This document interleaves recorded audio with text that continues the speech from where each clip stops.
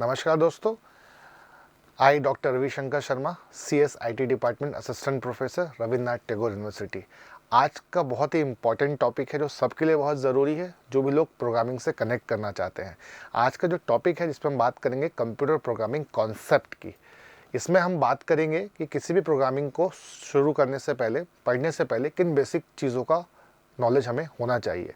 आज के लेक्चर में हम जो टॉपिक कवर करेंगे इसमें हार्डवेयर सॉफ्टवेयर इंटरफेस की बात करेंगे, हम कंप्यूटर लैंग्वेज की बात करेंगे, किस तरह से परफॉर्म होता है कंप्यूटर लैंग्वेज के अंदर, सिंटैक्स क्या होता है, ग्रामर क्या होता है, इनमें क्या डिफरेंस होता है, हम इनकी बात करेंगे। फिर इसी के आगे हम कंपाइलेशन, लिंकिंग की बात करेंगे और एग्जीक्यूशन की बात करेंगे, किसी प्रोग्राम को एग्जीक्यूशन तक कैसे पहुंचाया जाता है।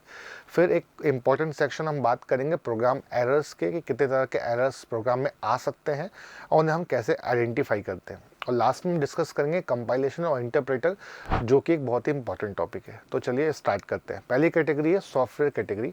सॉफ्टवेयर दो तरह से डिवाइड होते हैं। कंप्यूटर में जितनी भी एप्लीकेशन से सॉफ्टवेयर आप यूज़ करते हैं वो दोनों दो में से किसी एक कैटेगरी को बिलोंग करते हैं। या तो सिस्टम सॉफ्टवेयर होंगे या एप्लीकेशन सॉफ्टवेयर होंगे। सिस्टम सॉफ्टवेयर क्या होते हैं? सिस्टम सॉफ्टवेयर वो सॉफ्टवेयर होते हैं जो सिस्टम के लिए बनाए जाते हैं, जो सिस्टम के लिए लिखे जाते हैं। जैसे कंपाइलर एक सिस्टम सॉफ्टवेयर है, ऑपरेटिंग सिस्टम एक सिस्टम सॉफ्टवेयर है, जिसका पर्पज सिस्टम की पावर को, एफिशिएंसी को बूस्ट और इंक्रीज करना होता है। उसका अपोजिट एप्लीकेशन सॉफ्टवेयर्स क्या होते हैं? एप्लीकेशन सॉफ्टवेयर्स वो सॉफ्टवेयर्स होते हैं जो यूज़र्स के लिए लिखे जाते हैं, जिनमें यूज़र काम करके अपने टास्क को अचीव करता है। For example word process, excel, paint brush, calculator, ये जितने भी एप्लीकेशंस हैं ये सारे के सारे किस में आते हैं? आपके एप्लीकेशंस कैटेगरी में आते हैं। नेक्स्ट है, बात करते हैं हम ऑपरेटिंग सिस्टम की। ऑपरेटिंग सिस्टम को डिस्कस करना बहुत ज़रूरी है। विदाउट ऑपरेटिंग सिस्टम किसी भी एप्लीकेशन को रन करना पॉसिबल नहीं हो सकता। ऑपरेटिंग सिस्टम एक सिस्टम सॉफ्टवेयर की तरह परफॉर्म करता है। इसके बहुत सारे काम होते हैं। जो मेन काम है इसका, किसी भी एप्लीकेशन को लोड करना और रन करने की रिस्पॉन्सिबिलिटी भी इसी की होती है। दूसरा, उस एप्लीकेशन के लिए मेमोरी अलॉट करना, वो भी ऑपरेटिंग सिस्टम का काम होता है। उस एप्लीकेशंस के लिए प्रॉपर इनपुट और आउटपुट फैसिलिटी को अरेंज करना, ये भी ऑपरेटिंग सिस्टम में काम होता है। फाइल को मैनेज करना, फाइल की सिक्योरिटी पे बात करना और फाइल के जितनी भी ऑपरेशंस होते हैं उसको सक्सेसफुली रन करने का काम भी किसका होता है? ऑपरेटिंग सिस्टम का ही होता है। नेक्स्ट में बात करते हैं what is the program. Program क्या होता है? प्रोग्राम जिसे हम शॉर्ट में PL, प्रोग्रामिंग लैंग्वेज के नाम से भी जाने जाते हैं। प्रोग्राम क्या होता है? प्रोग्राम में सेट या सिंबल या सेट ऑफ इंस्ट्रक्शंस होते हैं जो उस लैंग्वेज के लिए लिखा जाता है। प्रोग्रामिंग लैंग्वेज की मदद से हम सिस्टम को एक टास्क असाइन करते हैं और सिस्टम उस टास्क को परफॉर्म करता है। तो किसी प्रोग्रामिंग लैंग्वेज को लिखने के लिए एक पैटर्न होता है, उस पैटर्न को हम फॉलो करके कुछ सेट ऑफ इंस्ट्रक्शन लिखते हैं और उस सेट ऑफ इंस्ट्रक्शन को हम प्रोग्रामिंग लैंग्वेज कहते हैं। आइए बात करते हैं कंप्यूटर लैंग्वेज की, क्योंकि प्रोग्रामिंग लैंग्वेज की बात करें तो लैंग्वेज की अलग अलग कैटेगरी होती है, उसे भी समझना हमारे लिए बहुत ज़रूरी होता है। मेनली किसी भी प्रोग्रामिंग लैंग्वेज को, चाहे आप जावा की बात करें, सी की बात करें, C++ की बात करें, पाइथन की बात करें, वो किसी न किसी एक कैटेगरी को बिलोंग करता है। यहाँ पे 3 कैटेगरी की हम बात करेंगे। पहला है मशीनी लैंग्वेज, दूसरा है असेंबली लैंग्वेज और तीसरा है हाई लेवल लैंग्वेज। मशीनी लैंग्वेज क्या होता है? ये वो फेज था जब हमने प्रोग्रामिंग लैंग्वेज को इनिशियल लेवल पर डेवलप किया था। इस तरह की प्रोग्रामिंग लैंग्वेज में हम बाइनरी कोड का यूज़ किया करते थे। बाइनरी कोड मतलब 0 और 1 के सिंबल्स पे हम बात करते थे। ये जो मशीन लैंग्वेज हुआ करती थी, ये मशीन डिपेंडेंट होती थी। मशीन डिपेंडेंट का मतलब होता है कि हम मशीन को देख के प्रोग्रामिंग किया करते थे। एक मशीन के लिए जो हमने प्रोग्रामिंग करी या जो हम एक कोड एक मशीन पे बना रहे हैं, वो कोड दूसरे मशीन पे नहीं चलता था। इसे मशीन लैंग्वेज कहते हैं। फिर नॉट पोर्टेबल है। नॉट पोर्टेबल का मतलब क्या है? हम एक कोड को दूसरी मशीन पे डालकर रन नहीं कर सकते थे, कोड को मूव नहीं कर सकते थे, पोर्टेबल नहीं हुआ करता था। ये मशीनी लैंग्वेज की बाउंड्रीज थी। फिर इसके बाद हमने जनरेशन आगे बढ़ी, सेकंड जनरेशन में हमने असेंबली लैंग्वेज पे बात की। असेंबली लैंग्वेज में क्या हुआ? असेंबली लैंग्वेज में कॉम्बिनेशंस आए। कॉम्बिनेशंस किस तरह के? मशीनी कोड, कुछ बाइनरी कोड्स को भी हमने यूज़ किया और असेंबली में भी हमने क्या किया? असेंबली में कुछ सेलेक्टिव कोड को यूज़ किया, जैसे प्रिंट की बात की हमने सम की बात की, तो इसको हमने कुछ कीवर्ड्स यूज़ किए। तो assembly language is basically use for the मशीनी प्लस कुछ कीबोर्ड्स को मिलाकर असेंबली लैंग्वेज बनती थी। अब इसकी लिमिटेशन और बाउंड्रीज क्या थी? मशीन डिपेंडेंट था स्टिल, मशीनी लैंग्वेज की तरह इसकी भी प्रोग्रामिंग एक ही सिस्टम पे चलती, दूसरा आप इसको मूव नहीं कर सकते थे। और ये भी पोर्टेबल नहीं थी, थी, मतलब आप जिस सिस्टम के लिए बनाएंगे उसी के लिए डेडिकेटेड रहेगा, दूसरे पे ये प्रोग्राम इसका रन नहीं होगा। ये असेंबली की बाउंड्रीज थी। फिर हमने और डेवलपमेंट किया, हम जब आगे आए तो हमें मिला हाई लेवल प्रोग्रामिंग लैंग्वेज, जिसमें HLL से भी डिनोट करते हैं। ये क्या था, ये सिंपल इंग्लिश लैंग्वेज की तरह थी। जिस तरह इंग्लिश लैंग्वेज होती है बोलचाल में, ये उसी की तरह थी। पहला इसकी खूबी ये थी, इसमें हमें किसी बाइनरी कोड को याद करने की ज़रूरत नहीं थी। वर्ड्स में, कीवर्ड्स के फॉर्म में पूरी की पूरी प्रोग्रामिंग होती थी, एक सेंटेंस के फॉर्म में। फिर ये मशीन इंडिपेंडेंट हो गई। इसका मतलब ये हुआ कि आप किसी एक ऑपरेटिंग सिस्टम में प्रोग्रामिंग कीजिए और दूसरे मशीन या दूसरे ऑपरेटिंग सिस्टम में उस प्रोग्राम को आप इजीली आराम से रन कर सकते थे, चला सकते थे। नेक्स्ट बाउंड्री थी इसकी, पोर्टेबल हो गया। पोर्टेबल मतलब जैसे कि मैं डिस्कस किया कि आप इसे you can use anywhere for any machine, it's called a portable. कहीं भी यूज़ करिए, किसी भी मशीन में चलाइए, प्रोग्राम में दिक्कत नहीं आएगी। अब एग्जांपल की बात करें, अब कौन से एग्जांपल्स में हाई लेवल लैंग्वेज आता है, सी आता है, C++ आता है, जावा आता है, पास्कल आता है, फोटोन आता है और आपका पाइथन आता है जो इस समय बहुत पॉपुलर है। ये सब हाई लेवल लैंग्वेज में आते हैं। नेक्स्ट अब बात करते हैं मशीन लैंग्वेज को, थोड़ा सा और डीप में समझने की कोशिश करते हैं, जो कि किसी प्रोग्रामिंग लैंग्वेज का बेस है। यहाँ पे आप देख सकते हैं, यहाँ पे मैंने एक टेबल आपको दिखाया है। यहाँ पे क्या है, रीड और अंडरस्टैंड बाय द कंप्यूटर। आज भी जो हमारी हाई लेवल लैंग्वेज है वो भी फाइनली मशीनी लैंग्वेज में ही कन्वर्ट होती है। और मशीन लैंग्वेज क्योंकि बाइनरी नंबर सिस्टम पे काम करता है और जो कंप्यूटर होता है बाइनरी नंबर सिस्टम को ही समझता है, ये आप और हम बहुत अच्छे तरीके से जानते हैं। यहाँ पे एक टेबल हमने डिस्कस किया है। इस टेबल में आप देखिएगा हमने कुछ ऑपरेशंस बताए हैं और उस ऑपरेशंस के एड्रेस बताए। मतलब अगर आपको प्लस या माइनस भी करना है तो मशीनी लैंग्वेज में हमें प्लस जो ऑपरेटर्स थे वो वहाँ पे आइडेंटिफाई नहीं थे सिस्टम के लिए, उसकी भी हमें बाइनरी कोडिंग करनी पड़ती थी। तो ये टेबल हमें ये आइडेंटिफाई कर रही है कि अगर आपको प्लस करना है, माइनस करना है, सब्सट्रैक्ट करना है, तो उसके लिए भी आपको क्या करना पड़ता था, बाइनरी कोड लिखना पड़ता था। ये मशीनी लैंग्वेज में था।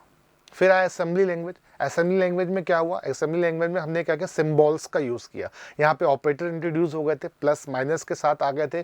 कुछ कोड भी स्टिल हम यूज़ कर रहे थे और साथ ही साथ हमने कीवर्ड्स डेवलप किए। एग्जाम्पल में आप देखिएगा जहाँ पर हमने load, add, store, tax, price और कॉस्ट, इस तरह के वर्ड यूज़ करे हैं। ये कीवर्ड्स कहलाते हैं। सिस्टम इनकी मीनिंग पहले से जानता था।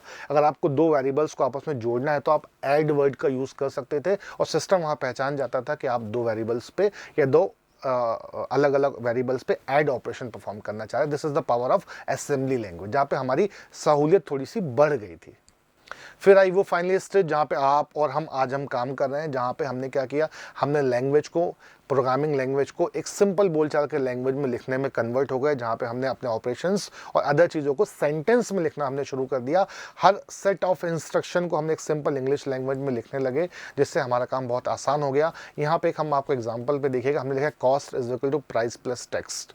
इसी लैंग्वेज में हम अपनी चीज़ों को लिखना शुरू कर दिया। इसे हाई लेवल लैंग्वेज कहते हैं, जो सिस्टम के साथ बहुत आराम से इंटरेक्ट कर सकती है। अगर इस एग्जाम्पल को आप देखेंगे तो इसमें हमने कीवर्ड्स का भी यूज़ किया है और यहाँ पे हमने ऑपरेटर्स का भी यूज़ किया है। हमने बोला जो कॉस्ट निकलेगी, कॉस्ट प्राइस प्लस टैक्स को ऐड करने पे निकलेगी। तो एक अल्थोमेटिक ऑपरेशन परफॉर्म कर रहे हैं हम यहाँ पे, और एक सिंपल लैंग्वेज में यहाँ पे लिखा हुआ है, जिसे याद करना और समझना हाई लेवल लैंग्वेज में बहुत आसान हो गया है।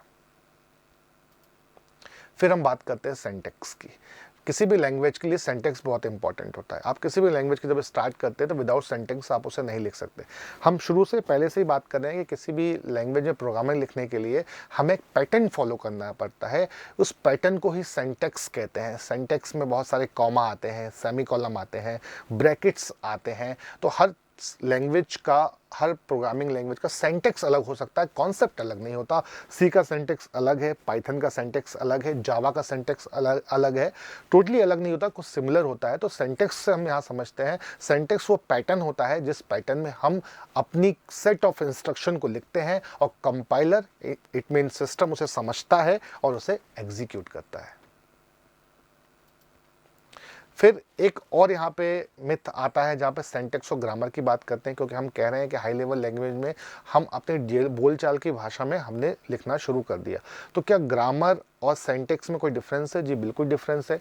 ग्रामर जो होती है बोलचाल में यूज़ करते हैं। जब हम प्रोग्रामिंग लैंग्वेज लिखते हैं उसमें ग्रामर्स का यूज़ नहीं किया जाता, उसमें सिंटैक्स का यूज़ किया जाता है। तो ग्रामर प्रोग्रामिंग लैंग्वेज का पार्ट नहीं है, दोनों अलग अलग चीज़ें हैं। हम प्रोग्रामिंग लैंग्वेज लिखने के लिए हम सिंटैक्स पे बेस्ड होते हैं, ना कि ग्रामर पे बेस्ड होते हैं।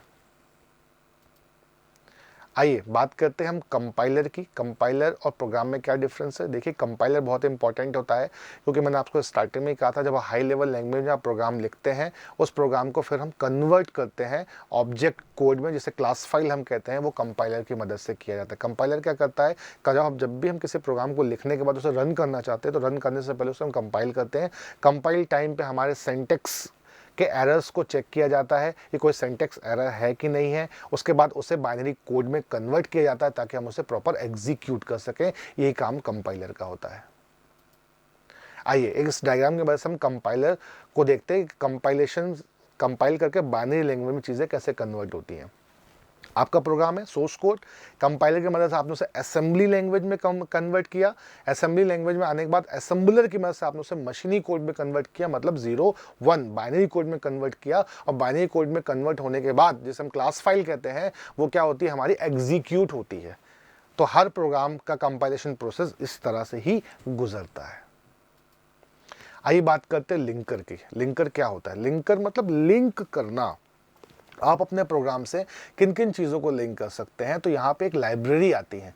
क्या होता है, हमें जब भी कोई प्रोग्राम हम बनाते हैं, उस प्रोग्राम में बहुत सारे बने बनाए कुछ लाइब्रेरीज होती हैं जिनके फंक्शंस को हमें यूज़ करना होता है। तो जब भी आप किसी फंक्शन को यूज़ करते हैं तो उस कंसर्न लाइब्रेरी को अपने फाइल से लिंक करना होता है। ठीक है, आने वाली क्लासेस में जब हम पढ़ेंगे तब हम लिंकर को और अच्छे से समझेंगे और देखेंगे लाइब्रेरी कौन कौन सी होती है, प्रोग्राम में कैसे लिंक करते हैं। अभी के लिए हमें सिर्फ इतना जानना चाहिए कि किसी भी प्रोग्राम को बनाने के लिए हमें कुछ हेडर फाइल्स की, कुछ लाइब्रेरी की ज़रूरत पड़ती है। उस लाइब्रेरी को अपने प्रोग्राम में जोड़ने के कॉन्सेप्ट को ही हम यहाँ पे लिंकर कहते हैं।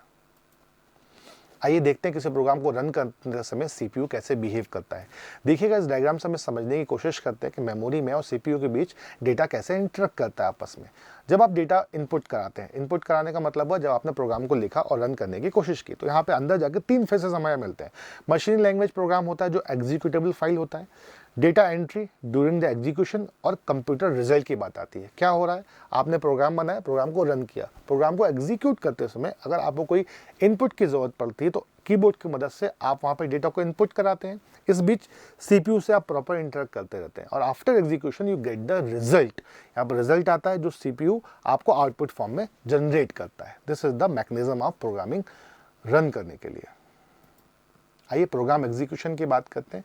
उसी डायग्राम को हम इस स्टेप में समझने की कोशिश करते हैं कि प्रोग्राम एग्जीक्यूशन करते समय सिस्टम कैसे बिहेव करता है। Fetch the instructions, set of instruction को हम प्रोग्राम कहते हैं। तो आपके सेट ऑफ इंस्ट्रक्शन को कंपाइलर फैच करेगा, इसके बाद इंटरप्रेट करेगा उस इंस्ट्रक्शन को, उसके बाद डेटा लेगा अगर डेटा की ज़रूरत है एग्जीक्यूशन टाइम पे, फिर उसे प्रोसेस करेगा और उसे स्टोर करेगा या रिजल्ट परफॉर्म करेगा अगर वहाँ पे ज़रूरत है तो। This is the step by step execution of your program. यही सीक्वेंस फॉलो किया जाता है सभी प्रोग्राम्स में। प्रोग्राम एरर्स, ये बहुत इंपॉर्टेंट टॉपिक है, स्टूडेंट्स में अक्सर कंफ्यूज होते हैं। मैं आपको बता दूं, जब भी आप प्रोग्राम लिखते हैं, प्रोग्राम लिखने के बाद जब आप कंपाइल करते हैं, तो कोई भी प्रोग्राम तब तक एग्जीक्यूट होके रिजल्ट नहीं दे सकता जब तक वो प्रोग्राम एरर फ्री नहीं होता। अब यहाँ पे एरर के बेसिक 3 टाइप है हमारे पास। पहला आता है सिंटैक्स एरर, दूसरा आता है रन टाइम एरर और तीसरा आता है लॉजिकल एरर। ये तीनों आपस में डिफरेंस है। अब इनको समझना बहुत ज़रूरी है कैसे काम करता है। पहले डिस्कस करते हैं सिंटैक्स एरर। जैसे कि मैंने आपसे बताया, सिंटैक्स एरर क्या करता है कि किसी प्रोग्रामिंग लैंग्वेज के लिए जो सिंटैक्स जो पैटर्न बनाया गया है, अगर आप उसे फॉलो नहीं करते हैं और उसको बिना फॉलो किए आपने कोई कोडिंग करी है, तो वहाँ पर सिंटैक्स एरर आता है। जब भी आप प्रोग्राम को रन करेंगे तो पहले आपका प्रोग्राम कंपाइल होगा और अगर प्रॉपर सिंटैक्स नहीं है तो वहाँ पर सिंटैक्स एरर आएगा। अब यहाँ पर समझने वाली बात यह है कि अगर हमारे प्रोग्राम में एक भी सिंटैक्स एरर है तो हम उस प्रोग्राम को एग्जीक्यूट नहीं कर सकते, उसके आउटपुट तक नहीं पहुंच सकते। आपको किसी भी प्रोग्राम का रिजल्ट लेने के लिए आपको क्या करना होगा, सबसे पहले उस प्रोग्राम को एरर फ्री करना होगा। उसमें एक भी सिंटैक्स एरर नहीं होने चाहिए, तभी वो प्रोग्राम रन हो सकता है। नेक्स्ट है run time error. Run time error में क्या होता है कि रन टाइम एरर तब आती है जब आपका प्रोग्राम रन होता है। कंपाइल करते समय सिंटैक्स एरर जनरेट होती है।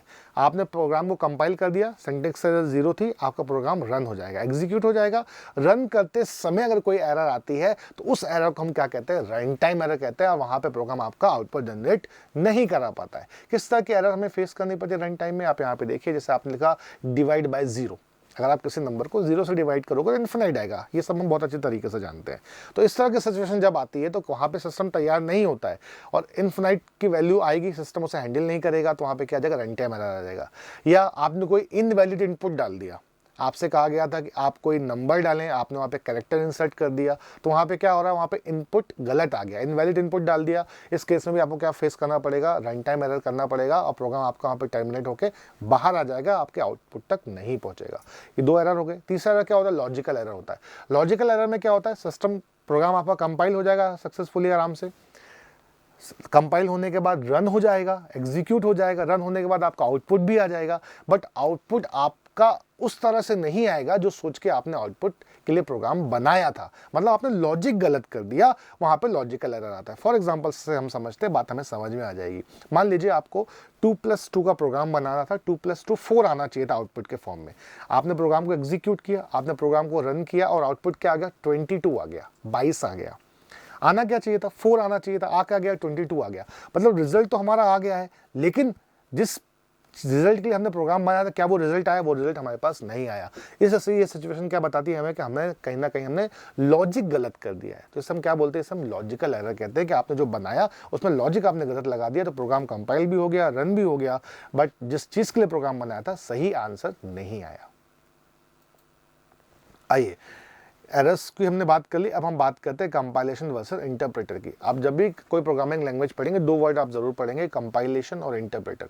क्योंकि पहले के कुछ जो प्रोग्रामिंग लैंग्वेज थे वो इंटरप्रेटर यूज़ करते थे, आपकी जो प्रोग्रामिंग लैंग्वेज हो कंपाइलर यूज़ करती है। तो क्या डिफरेंस है, दोनों का ही काम बाइट कोड में कन्वर्ट करना है। कंपाइलर भी आपके प्रोग्राम को बाइट कोड में कन्वर्ट करता है, इंटरप्रेटर भी आपके प्रोग्राम को बाइट कोड में कन्वर्ट करता है। लेकिन दोनों में डिफरेंस क्या है, काम दोनों का सेम है। डिफरेंस ये है, कंपाइल क्या करता है, कंपाइलर क्या करता है, आपके प्रोग्राम को टॉप टू बॉटम एक साथ कंपाइल कर देता है, किसमें, बाइट कोड में। Interpreter line by line interpret करता है। अगर आप 10 लाइन आपने लिखी प्रोग्राम में, तो 1 बाय 1 करके लाइन को इंटरप्रेट करेगा। That's the only difference of compilation और इंटरप्रेटर। बाकी ये उसके नेचर पर डिपेंड करता है किसी प्रोग्रामिंग लैंग्वेज का, कि कंपाइलर यूज़ कर रहा है, इंटरप्रेटर यूज़ कर रहा है, या इंटरप्रेटर या कंपाइलर में से कौन से टाइप का कंपाइलर यूज़ कर रहा है, ये उसके नेचर पर डिपेंड करता है। आइए अब हम बात करते हैं उस चीज़ के लिए, क्योंकि हमें पढ़ना है जावा। तो ये तो अभी तक सारी स्लाइड में हमने बात की, कॉमन बात की, जहाँ पे हमने बात की किसी भी प्रोग्रामिंग लैंग्वेज को एग्जीक्यूट कैसे कर सकते हैं, कैसे हम उसे रन करके अपना आउटपुट ले सकते हैं। अब पर्टिकुलर जावा एक एडवांस प्रोग्रामिंग लैंग्वेज है, object oriented advance programming language के अंदर आता है। ऑब्जेक्ट ओरिएंटेड क्या होता है, इसकी बात हम नेक्स्ट क्लास में, आने वाली क्लासेस में हम इसको भी डिस्कस करेंगे। जावा बहुत पावरफुल लैंग्वेज है, जो बाकी से अलग है। C++ से जावा बहुत अलग है, बहुत पावरफुल लैंग्वेज है और इनके बाद में आई थी। अब इसमें देखिएगा, इसमें एक नया कॉन्सेप्ट आता है जो आपको बाकी लैंग्वेज में नहीं मिलेगा, उसे हम बोलते हैं बाइट कोड। बाइट कोड का कॉन्सेप्ट आता है यहाँ पे। ये बाइट कोड ही होता है जो हमारा एग्जीक्यूट होता है, और जब आप एक सिस्टम से दूसरे सिस्टम में अपने प्रोग्राम को रन करने की कोशिश करते हैं तो आप बाइट कोड ट्रांसफर करते हैं। देखिए होता क्या है, जावा ने अपने प्रोग्राम बनाया, जावा में प्रोग्राम बनाकर उस प्रोग्राम को आपने कंपाइल किया, कंपाइल होने के बाद उसका बाइट कोड बना। कंपाइल होने के बाद अगर सक्सेसफुली कंपाइल हो गया, कंपाइल कब होता है, हमने क्या सीखा था, जहाँ पे सिंटैक्स एरर नहीं आती। अगर सिंटैक्स एरर नहीं आएगी तो सक्सेसफुली हम प्रोग्राम को कंपाइल कर देंगे।